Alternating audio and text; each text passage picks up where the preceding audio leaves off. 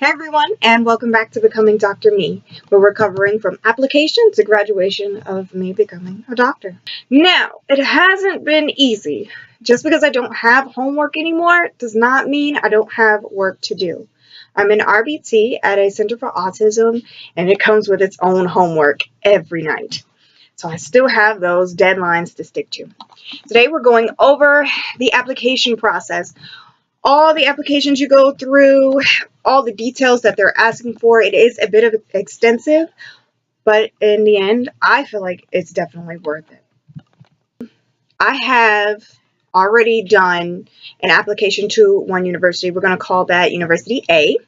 I've already received a response from University B, my backup university, and I'm going to take you through the process of applying for University C so that you can see and know everything I've done to kind of go through every single step of filling out that application for the doctoral program. First thing first, once you get to this level of education, they're always going to ask for letters of recommendation. It's usually about 3 to 4 letters of recommendation. So think back through your lovely progress and journey of growing through academia and your career. When you are choosing someone to present a letter of recommendation on your behalf, please choose wisely. Because these people, they are going to essentially represent you. They're going to be the face that they see before they actually see.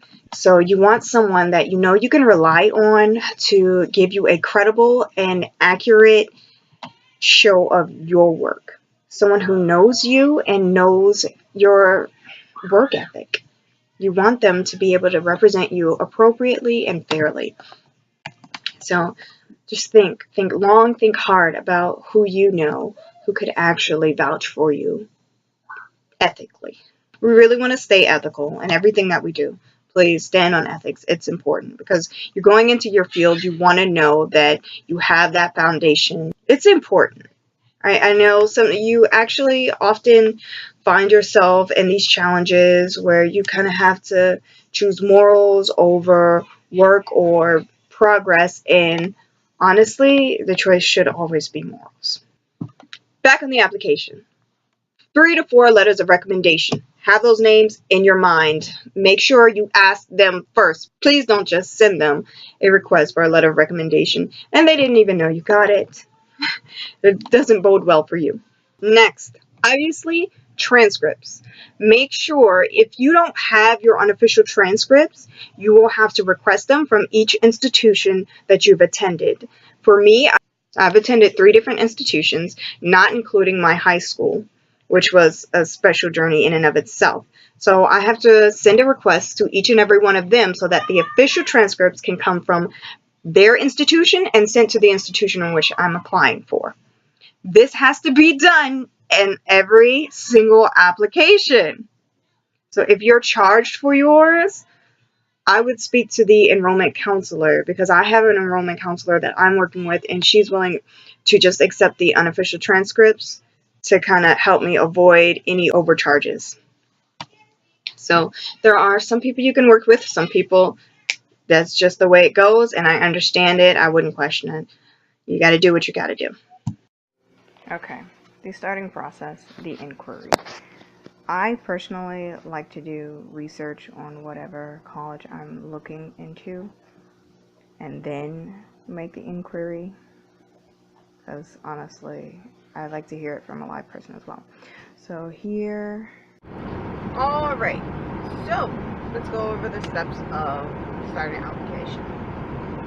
For starters, any college or university that you are interested in, it's worth you investigating. Do your research, please.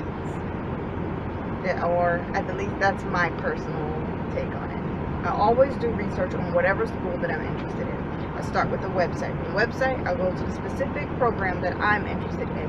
I compare that program to other programs that I think would benefit me. How long it would take me in that school. Although it takes as long as it takes. Okay, little tip. If you are researching your school thoroughly and you are calling different advisors and different departments in the school that you're looking into, and you get a lot of "I don't know" from the questions you're asking them, it is not a good sign. Inquiries. Okay. So I got an email back from one of the potential schools that I'm applying to, just for the little details as far as what specific GRE they're expecting, things like that. Breaking it down to the most basic part of the application, if you've ever filled out any college application or even a job application, the basic form of the application requires your personal information. And after that, some, not all, would require a GRE score. Now, of the schools that I have applied to and am going to apply to, 2 schools did not require it. So those applications were done, and there are 3 schools that do require it. The GRE. Let's take an in-depth look at that GRE. Now we have the question of what is the GRE? Well, the graduate record examination is essentially like the SATs in high school. It's a standardized test that some universities use as an admission requirement. Not all universities use this. There is plenty of controversy as to how the GRE doesn't accurately depict certain scores in certain areas, and I'll tell you about those areas in just a second. Tip number 1 for those GREs, if you have the worst test anxiety like yours truly, just look up different universities that do not require the GRE score. There are many. For example, in my particular field is psychology, Argosy School of Psychology does not require you to have the GRE, whereas another schools such as Chicago School of Psychology, they do. They're a great school, by the way. So the GRE, just the general, as I've researched, I've found that there's actually a physics GRE, an engineers GRE, a psychology GRE. They get more in depth. The standard GRE has 3 main divisions. It is analytical writing, verbal reasoning, and quantitative reasoning. Yes, quantitative. There is math involved. Brush up and be prepared.